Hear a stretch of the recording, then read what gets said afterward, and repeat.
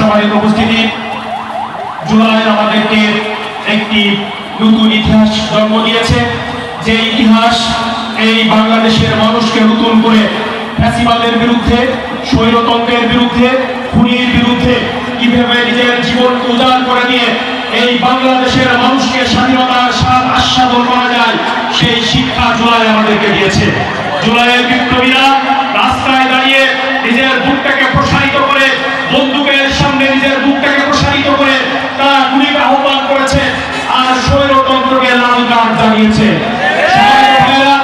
এই জুলাই আন্দোলনের পরে, জুলাই বিপ্লবের পরে বাংলাদেশের সবচেয়ে বেশি বেনিফিশিয়ারি হয়েছে আজকে বর্তমান সরকারে যিনি আছেন তারা জুলাই বিপ্লবের পরপরই সারা বাংলাদেশের সকল জায়গায় দখলতন্ত্র কায়েম করেছিল, সকল জায়গায় চাঁদাবাজি কায়েম করেছিল, সকল জায়গায় লুটপাটের রাজতন্ত্র কায়েম করেছিল।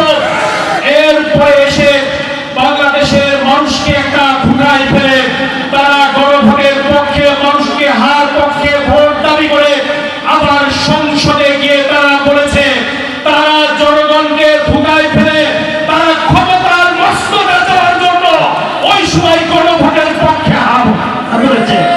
সম্মানিত ভাইরা, এই জাতীয় মুনাফিকদেরকে বাংলাদেশের মানুষ খুব ভালোভাবে চিনে গিয়েছে।